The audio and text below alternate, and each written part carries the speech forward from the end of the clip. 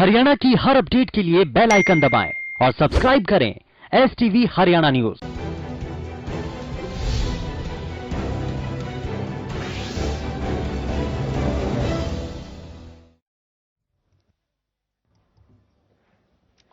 गृह मंत्रालय की तरफ से अपडेट आपके लिए ये है, राज्य सरकारों ने लॉकडाउन को लागू करने के लिए अपने प्रयास बढ़ा दिए हैं। जहां भी लॉकडाउन का उल्लंघन हो रहा है वहां वे उचित कार्यवाही कर रहे हैं। आवश्यक खाद्य सामग्री जैसे गेहूं, चावल, दालें एवं दूध की आपूर्ति की स्थिति संतोषजनक है और इनकी उपलब्धता को निरंतर मॉनिटर किया जा रहा है। जैसा कि आप सबको पता है, माननीय प्रधानमंत्री जी ने 14 अप्रैल 2020 को राष्ट्र को संबोधित करते हुए 3 मई 2020 तक लॉकडाउन बढ़ाने की घोषणा की थी, जिसके अनुपालन में कल गृह मंत्रालय द्वारा विस्तृत दिशा निर्देश जारी किए गए हैं। गृह मंत्रालय ने सभी राज्यों एवं केंद्र शासित प्रदेशों को पत्र लिखकर इन दिशा निर्देशों को ग्राउंड लेवल पर क्रियान्वित करवाने तथा आम जनता के लाभ के लिए इनके व्यापक प्रचार पर जोर दिया है। लॉकडाउन के अंतर्गत 3 मई 2020 तक संपूर्ण देश में हवाई, रेल और सड़क मार्ग से यात्रियों का आवागमन बंद रहेगा। टैक्सी, ऑटो रिक्शा और साइकिल रिक्शा सहित कैब एग्रीगेटर्स की सेवाएं प्रतिबंधित रहेंगी। सभी शैक्षिक एवं संबंधित संस्थान बंद रहेंगे। सभी cinema halls, malls, shopping complex, gymnasium, sports complex तथा इसी प्रकार के स्थान बंद रहेंगे। सभी सामाजिक, राजनीतिक, खेल, मनोरंजन, शैक्षणिक, सांस्कृतिक, धार्मिक समारोह और अन्य सभाओं के आयोजन पर रोक रहेगी। सभी धार्मिक स्थल, पूजा स्थल, धार्मिक समागम जनता के लिए बंद रहेंगे। जो क्षेत्र हॉटस्पॉट्स या कंटेनमेंट जोन नहीं है, वहां पर 20 अप्रैल से कुछ चुनिंदा गतिविधियों की अनुमति दी जा सकेगी, बशर्ते कि वहां पर मौजूदा दिशा निर्देशों एवं सोशल डिस्टेंसिंग का कड़ाई से अनुपालन किया जा रहा हो। इन चुनिंदा गतिविधियों को अनुमति देने का उद्देश्य यह सुनिश्चित करना है कि कृषि और संबंधित गतिविधियां पूर्ण रूप से कार्यात्मक रहें, ग्रामीण अर्थव्यवस्था अधिकतम दक्षता से कार्य करे इत्यादि। गृह मंत्रालय द्वारा विस्तृत दिशा निर्देश हमारी वेबसाइट पर उपलब्ध हैं। मैं आपके माध्यम से एक बार फिर लोकहित में लॉकडाउन को सफल बनाने के लिए कुछ नियमों का सार्वजनिक स्थानों पर और कार्यस्थलों पर कड़ाई से अनुपालन करने पर जोर देना चाहूंगी।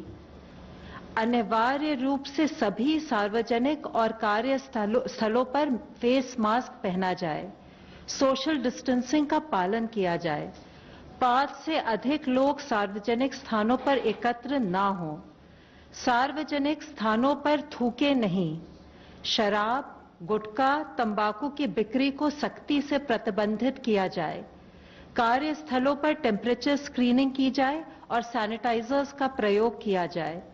बुजुर्ग और रोगग्रस्त व्यक्ति तथा छोटे बच्चों के माता-पिता को घर से कार्य करने के लिए प्रोत्साहित किया जाए। निजी और सार्वजनिक दोनों क्षेत्रों के सभी कर्मचारियों के लिए आरोग्य सेतु के प्रयोग को बढ़ावा और दिया जाए। आपसे अनुरोध है कि सभी राष्ट्रीय निर्देश और SOPs जो हमारे दिशा निर्देशों के साथ संलग्न हैं, उनको ध्यान से पढ़ें, उनके बारे में जानकारी बढ़ाएं और उनका पूर्णतया पालन करें। धन्यवाद। मिनिस्ट्री ऑफ हेल्थ की तरफ से मिस्टर लव अग्रवाल प्लीज। स्वास्थ्य मंत्रालय सभी स्टेक होल्डर्स के साथ मिलकर कोविड की इस लड़ाई में जुटा हुआ है। कल माननीय स्वास्थ्य मंत्री और स्वास्थ्य राज्य मंत्री ने भारत में कोविड-19 के कंटेनमेंट मेजर्स को लेकर हेल्थ फंक्शनरीज और साथ में वर्ल्ड हेल्थ ऑर्गेनाइजेशन के फील्ड ऑफिसर्स के साथ एक वीडियो कॉन्फ्रेंस की थी, जिसमें माइक्रो प्लान्स फॉर क्लस्टर और आउटब्रेक कंटेनमेंट के डेवलपमेंट के लिए जिला स्तर पर WHO अधिकारियों के साथ टेक्निकल कोऑर्डिनेशन किया जाए, उस पर विस्तृत चर्चा हुई।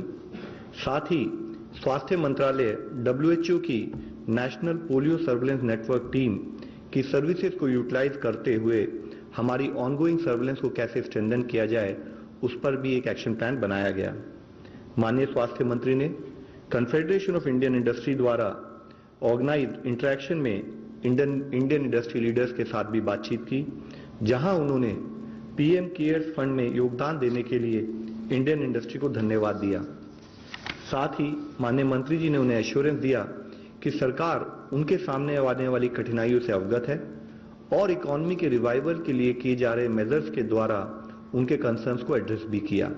इसके अलावा उन्हें कोविड के समय में हेल्थ केयर में मेक इन इंडिया के अवसरों का बेस्ट यूज करने के लिए एनकरेज किया, ताकि देश critical health care equipment provision में ज्यादा रेजिलिएंट और आत्मनिर्भर हो सके।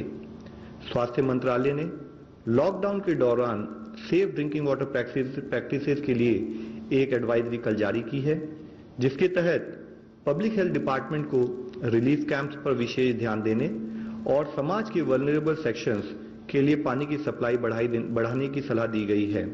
क्लोरीन टैबलेट्स, ब्लीचिंग पाउडर और हाइपोक्लोराइड सॉल्यूशन के एप्रोप्रिएट यूज की एडवाइस भी दी गई है। स्वास्थ्य मंत्रालय ने सभी स्टेट्स और यूनियन टेरिटरीज को कोविड-19 के आउटब्रेक के दौरान इसेंशियल सर्विसेज हेल्थ सर्विसेज की डिलीवरी पर एक डिटेल्ड गाइडलाइंस को भी इशू किया है, जिसके तहत इन सेवाओं में जैसे कि मैटरनल और child health services, prevention and management of communicable health diseases, treatment of chronic illnesses शामिल हैं, ताकि उनके कॉम्प्लिकेशंस को अवॉइड किया जा सके और इमरजेंसीज को एड्रेस किया जा सके। हेल्थ केयर वर्कर्स को इन सब बीमारियों के बारे में कार्य करते हुए सेफ्टी इंश्योर करा जाए, उसके बारे में रिक्वेस्ट की गई है। कोविड डेडिकेटेड फैसिलिटीज के अलावा रिमेनिंग फैसिलिटीज ऐसी सेवाएं प्रदान करती रहेंगी। नॉट फॉर प्रॉफिट और प्राइवेट सेक्टर को भी ऐसे कार्य में इन्वॉल्व किया जाए, उसके लिए स्टेट गवर्नमेंट से कहा गया है। ओवर क्राउडिंग को रोकने के लिए टेली हेल्थ सर्विसेज को प्रमोट करना चाहिए। साथ ही लॉकडाउन या रेस्ट्रिक्शंस के पीरियड के दौरान इम्यूनाइजेशन और एंटीनेटल केयर जैसी सेवाओं को रीऑर्गेनाइज किया जाना चाहिए और इस तरह की सेवाओं को कोई एक दिन फिक्स करके प्रोवाइड किया जाए। ये सर्विसेज देते समय भी फिजिकल डिस्टेंसिंग और रिक्वायर्ड इन्फेक्शन प्रिवेंशन प्रोटोकॉल को फॉलो करना चाहिए। Pregnant women, children with malnutrition, TB, leprosy, HIV, viral hepatitis, pulmonary diseases या डायलिसिस जैसी जितनी भी सेवाएं हैं, उनको हमारे सब हेल्थ सेंटर और हेल्थ एंड वेलनेस सेंटर के प्राइमरी हेल्थ केयर टीम उनको मॉनिटर करे और उनके द्वारा हम ये सर्विसेज प्रोवाइड करें, उसके लिए आदेश जारी किए गए हैं। साथ ही बल्क ड्रग्स की अवेलेबिलिटी और प्रोडक्शन को बढ़ाने के लिए मिनिस्ट्री ऑफ एनवायरनमेंट ने एक एनवायरनमेंट इम्पैक्ट असेसमेंट नोटिफिकेशन में अमेंडमेंट किया है, जिसके तहत जो भी प्रोजेक्ट या एक्टिविटीज बल्क ड्रग और इंटरमीडिएट से रिलेटेड हैं, उनका रिकैटेगराइजेशन करते हुए कैटेगरी ए से कैटेगरी B2 में डाला गया है, जिसके तहत उनका अप्रेजल नेशनल लेवल पर लाए बिना स्टेट लेवल पर त्वरित गति से किया जा सकता है। इसके द्वारा भारत सरकार जो चाहती है कि इंपॉर्टेंट मेडिसिन और ड्रग्स की अवेलेबिलिटी बढ़े, और यह अमेंडमेंट 30 सितंबर से जिन्होंने भी कोई भी प्रपोजल दिया है उस पर लागू होगा। आज स्टेट रेगुलेटरी बॉडीज इस कैटेगरी के तहत 100 से अधिक प्रपोजल की समीक्षा कर रही है, जो डिसीजन मेकिंग के डिफरेंट लेवल पर है। अब तक टोटल 1489 पीपल हैव रिकवर्ड, और अगर हम देखें तो एक दिन के अंदर 183 लोग रिकवर हुए हैं। भारत में कंफर्म केसेस की संख्या में टोटल 941 नंबर्स का इंक्रीज नोट किया गया है और टोटल पॉजिटिव केसेस 12,380 12,380 हैं। अब तक टोटल रिपोर्टेड डेथ्स 414 हैं, जिसमें से 37 deaths have been reported in last 1 day. मैं आप लोगों की दृष्टि में लाना चाहूंगा, हमारी इस लड़ाई में, हमारे इस एफर्ट्स में अभी तक भी फील्ड लेवल पर किए हुए एक्शन के तहत 325 ऐसे जिले हैं जहां पर कोई भी केस नहीं आया है। हमारी केस फैटेलिटी रेट अगर 3.3% है, तो हमारी percentage of people who have recovered so far is around 12.02%। साथ ही फील्ड लेवल पर जो कुछ ऐसे जिले जहां पर इससे पहले केसेस आए थे, लेकिन फील्ड एक्शन के द्वारा उनको कंट्रोल और उनके कंटेनमेंट से संबंधित जो काम हुआ है उसके तहत माही इन पुडुचेरी एक वह जिला है जहां पर पिछले 28 दिनों से कोई फर्दर पॉजिटिव केस नहीं आया है। इसके साथ ही 27 ऐसे जिले हैं उन 17 राज्यों में जहां पर पिछले 14 दिनों से कोई पॉजिटिव केस नहीं आया है, जिसमें है कि पटना बिहार से, नादिया वेस्ट बंगाल से, प्रतापगढ़ राजस्थान से, गिर सोमनाथ पोरबंदर गुजरात से, भद्राद्री कोथागुड़म तेलंगाना से, साउथ गोवा गोवा से, उत्तराखंड से Pauri Garhwal, Pilibhit in UP, Rajouri in Jammu Kashmir, west Imphal in Manipur, Bilaspur, Durg, Rajnandgaon Raipur में, छत्तीसगढ़ में, पुडुचेरी में जैसे मैं बता चुका हूं माहिब, ऐजवाल वेस्ट जो है मिजोरम में, देवनगिरी, कोडगु, तुमकुर, उडुपी और बेल्लारी कर्नाटका में, वायनाड, कोट्टयम केरला में, एसबीएस नगर पंजाब में, हरियाणा में पानीपत और मध्य प्रदेश में शिवपुरी। मैं आप सबसे ये रिक्वेस्ट करना चाहूंगा कि फील्ड लेवल पर जो कंटेनमेंट का ये प्लान ऑफ एक्शन इंप्लीमेंट हो रहा है उसके रिजल्ट हमें दिखने लगे हैं। लॉकडाउन, सोशल डिस्टेंसिंग और कंटेनमेंट मेजर्स के इस कंबाइंड एफर्ट से अगर हम लोग इसी तरीके से इस सतत प्रयास में लगे रहेंगे तो हमें सफलता जरूर मिलेगी। धन्यवाद। ICMR representative please. आज तक हमने 2,90,401 लोगों की टेस्ट की है। उनमें से 30,043 यानी 30,043 इनकी टेस्ट कल हुई। उसमें 26,331 जो थे वो ICMR नेटवर्क के जो 176 लैब्स है उनमें हुआ है। 3,712 ये प्राइवेट लैब्स में हुआ है जिनकी संख्या अभी 78 है और उनके कलेक्शन सेंटर्स ये 16,000 सिटीज के अंदर पाए जाते हैं देश भर में। ये जो कैपेसिटी का बार बार इशू आता है, अभी आपने देखा कि 26,331 वो नेटवर्क में से हुए हैं। हम अगर 9 घंटा काम करते हैं जैसे एक शिफ्ट में करते हैं तो हमारी अभी जो लैब की कैपेसिटी है वो 42,418 है और अगर हम उसको बढ़ा के 2 शिफ्ट में कर दें तो 78,227 लोगों की टेस्ट हम हर दिन कर सकते हैं।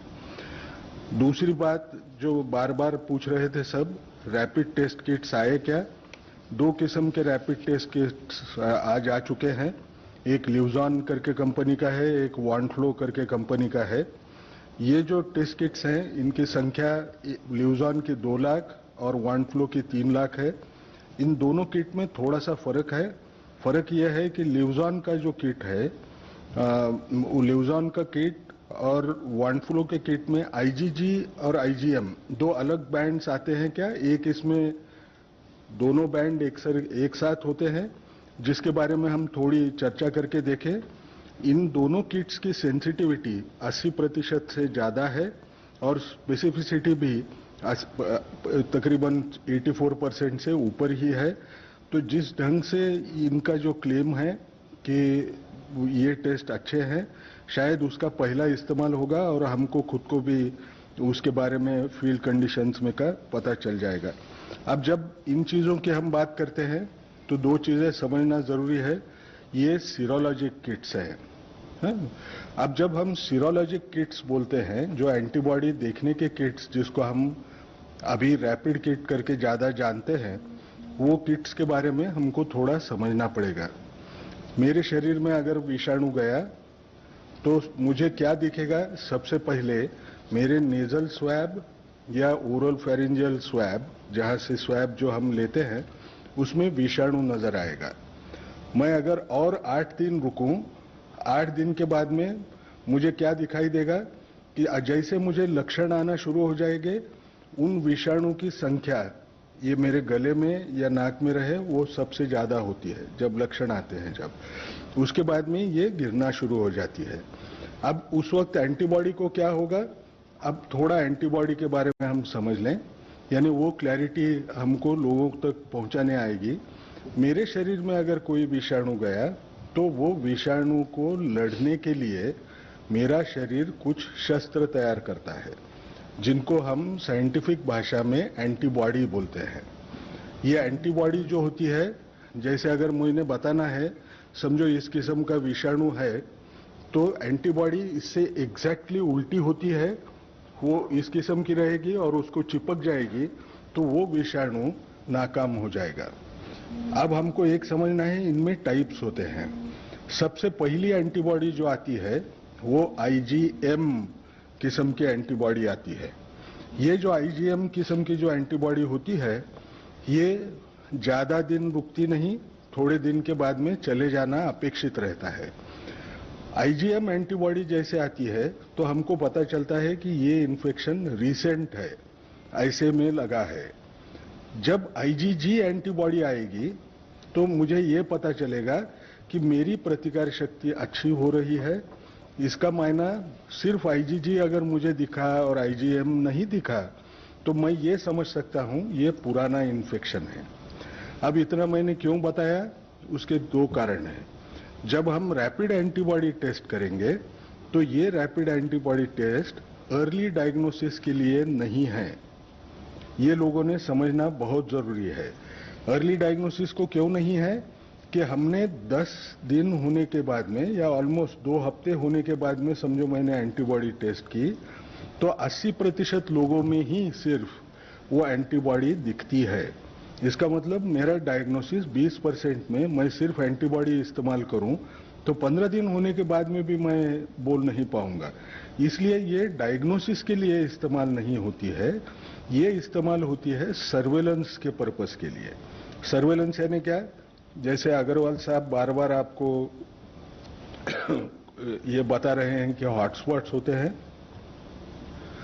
अब ये हॉटस्पॉट पे आपको अगर नजर रखना है तो यहां ये बढ़ते जा रहा है या कम होते जा रहा है, ये अगर मुझे देखना है तो मैं ये एंटीबॉडी टेस्ट पीरियोडिकली करके मैं जान सकता हूं। अब कुछ लोगों के मन में एक विचार आएगा कि क्या एंटीबॉडी टेस्ट पॉजिटिव हो गई इसका मायना मुझे इन्फेक्शन हुआ, मुझे बाद में इन्फेक्शन नहीं होगा, ऐसे मैं मान सकता हूं क्या?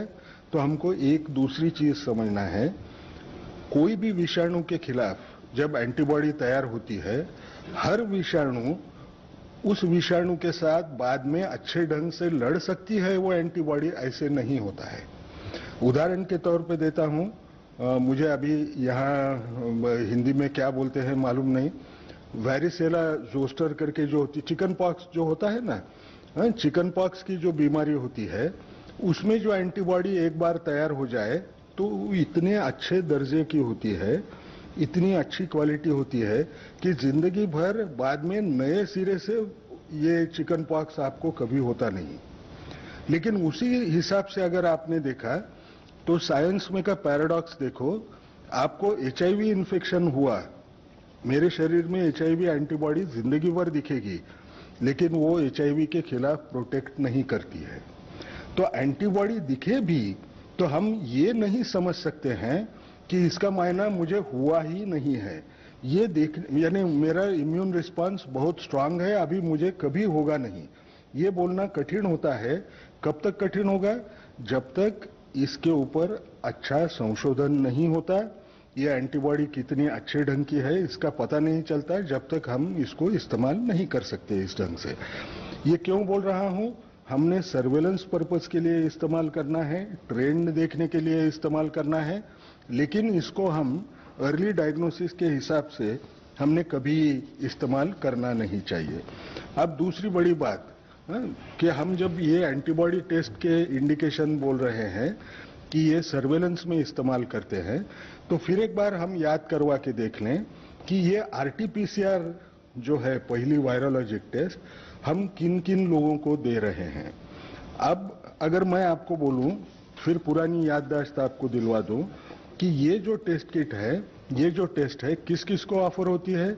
जो भी ऐसी जगह से इंटरनेशनली आया है जिनको 14 दिन में वो वहां गया था जहां ये बीमारी ज्यादा फैली हुई थी, उसको ऑफर हो सकती है, उसको अगर उसके लक्षण दिखाई दे तो। लेकिन आज के तौर पे ये क्राइटेरिया रिलैक्स्ड है, लेकिन कभी ना कभी तो भी, क्योंकि ये अभी तो लॉकडाउन चालू है, इंटरनेशनल फ्लाइट्स नहीं है, कभी ना कभी तो भी ऐसे होगा, फिर हम खुल जाएं, उस वक्त ये क्राइटेरिया फिर लगेगा, इसलिए उसको अभी भी रखे हैं। दूसरी बात हमको याद रखना है कि जो भी लैब कंफर्म केस का कांटेक्ट है उसको अगर कोई लक्षण दिखे तो उसको हम ऑफर करते हैं। तीसरी बात, जो कोई हेल्थ केयर वर्कर होगा उसको अगर कोई लक्षण दिखे तो उसको भी ये टेस्ट ऑफर हम करते हैं। चौथी बात, जब हम हॉटस्पॉट में रहने वाले लोगों को देखें, उनमें अगर आपको सारे जगह पे अगर हमने लोग देखे तो जहां भी हमको सारी की केस दिखती है सीवियर एक्यूट रेस्पिरेटरी इन्फेक्शन की, जो एक लक्षण हो सकता है, एक सिंड्रोम के वैसा एक कॉम्प्लेक्स होगा कि जिसमें ये कोविड-19 के केसेस होंगे, तो हम सारी के हर रुग्ण को, हर मरीज को हम ये टेस्ट ऑफर करते हैं। इसमें भी कोई कमी किसी किस्म की नहीं है। और आखिरी बात, जो भी एसिम्टोमेटिक है, हाई रिस्क केसेस है, उनके जो कॉन्टैक्ट्स है उनको हम 5वें दिन के बाद में या 14 दिन के बाद में हम ये टेस्ट भी ऑफर करते हैं। और सबसे बड़ी बात, ये जो नए हॉटस्पॉट करके क्लस्टर खुल रहे हैं, ये क्लस्टर के अंदर हॉटस्पॉट की लिस्ट शायद सर ने आपको दी होगी, वो लिस्ट में जो भी जिले हैं, उन जिलों में जिस किसी को इन्फ्लुएंजा लाइक इलनेस हो, यानी बुखार, खांसी और जुकाम, ऐसी कोई इलनेस अगर होगा तो उसको भी ये टेस्ट ऑफर की जाएगी। अब ये मैं क्यों बोल रहा हूं, सबको बार बार ऐसे लगता है कि शायद हम कम लोगों को टेस्ट ऑफर कर रहे होंगे। इनको छोड़ के और कोई क्राइटेरिया और जगह पे इस्तेमाल नहीं होता है कि जिसको हम कम, यानी हमारे यहाँ नहीं है, बाहर कहीं कर रहे हैं, ऐसा कोई क्राइटेरिया नहीं है। एक चीज हमने एक करने की कोशिश की कि ये पूलिंग करके, सैंपल को पूल करके क्या हम लोग टेस्ट कर पाएंगे। तो हमने देखा कि आरटीपीसीआर ना, यानी जो मॉलिक्यूलर टेस्ट है, वो मॉलिक्यूलर टेस्ट का इस्तेमाल करके हम पूलिंग कर सकते हैं। पूल्ड इसलिए कर सकते हैं क्योंकि उसकी कीमत कम हो जाएगी, नतीजा वही मिलेगा। ये कहाँ कर सकते हैं, जहां जहां जो डिस्ट्रिक्ट्स में इन्फेक्शन नहीं है उस जगह पे आया है क्या, ये अगर देखना है तो जिन जिलों में 2% से कम सीरो पॉजिटिविटी रेट है, वहां 5 सैंपल का पूलिंग करके हम टेस्ट कर सकते हैं। अगर वो पूल पॉजिटिव पाया गया तो हम ये पांचों के पांचों अगर टेस्ट करें तो हमको उसमें इकोनॉमिक बेनिफिट भी हम रख सकेंगे। सारे लोगों की टेस्ट करने की हमको जरूरत भी नहीं आएगी। इसका मायना क्या हुआ कि आज जो हम टेस्ट कर रहे हैं उसके क्राइटेरिया भी बाहर जैसे हैं वैसे हैं। आज हमारा जो नेटवर्क है वो पूरा के पूरा नेटवर्क पूरे देश भर फैला हुआ है। सिर्फ इंतजार किस बात का है, हमारी जो कैपेसिटी है वो कैपेसिटी में जितने लोग चाहिए उतने लोगों का अगर मुझे टेस्ट करना है तो लोगों ने घर, जिनको लक्षण होंगे, जो लोगों का कांटेक्ट आया होगा, वो लोगों ने अपनी टेस्ट करने के लिए आगे आना है। पहले ही मैं बता चुका हूं कि 3-4 दिन पहले हमारे पास 6 हफ्ते टेस्ट करने के उतना स्टॉक था। आज हम ये बोल सकते हैं कि जैसे मैंने कल बताया, आज तकरीबन 8 हफ्ते तक हमको चिंता करने की जरूरत नहीं है। हम लोगों की टेस्ट कर सकते हैं। सिर्फ रैपिड टेस्ट जो है ये डायग्नोसिस के लिए नहीं है, क्योंकि ये टेस्ट अब आई तो सब लोग लिखना शुरू करेंगे। लोग सोचेंगे मैं रैपिड टेस्ट करवा लेता हूं, वो उसके लिए नहीं है, डायग्नोसिस के लिए नहीं है, ये एपिडेमियोलॉजिक पर्पजेस के लिए है। Thank you. I think in detail you have elaborated on the infrastructure support system, Mr. Rajiv Jain. I'll give you a brief overview of the commendable work done by some of the infra ministries to aid in the fight against COVID-19. You are aware that Ministry of Civil Aviation core group was formed with important stakeholders for undertaking Lifeline Udan initiatives to transport essential medical cargo to remote parts of the country to support India's war against COVID-19. A hub and spoke Lifeline services were started from 26th March to 2020. Air India, Alliance Air, Indian Air Force and private carriers, they are operating flights to deliver essential items including medical supplies, with special focus on the Northeast region, island territories, and the hill states. Air India and Indian Air Force collaborated primarily for J&K, Ladakh, Northeast, and other island regions. Helicopter services, including Pawan Hans Limited, have been operating in J&K, Ladakh, and Northeast region, transporting critical medical cargo and patients. So far, 247 flights have been operated under Lifeline Udan by Air India, Alliance Air, Indian Air Force, and private carriers. 154 of these flights have been operated by Air India and Alliance Air. Cargo transported till date is more than 418 tons. Aerial distance covered by Lifeline Udan flights till date is more than 2.45 lakh kilometers. An air bridge has been established with China with effect from 4th April 2020 for transportation of pharmaceuticals, medical equipment, and COVID-19 relief material. Within South Asia, Air India transported medical supplies to Colombo. Air India operated first flight under Krishi Udan program between Mumbai and London on 13th April 2020, carrying 29 tons of fruits and vegetables to London and returned with 15.6 tons of general cargo material. I'll give you a brief overview of Indian Railways now. Reaching out to those in need, over 16 lakh free meals have been served by railways till 15th April 2020. From 24th March 2020 to 14th April 2020, more than 8 lakh wagons carried supplies to keep the supply chain functional. Of these, more than 5.15 lakh wagons carried essential commodities like food grains, salt, sugar, milk, edible oil, onion, fruits and vegetables, petroleum products, coal, fertilizers, etc. throughout the country.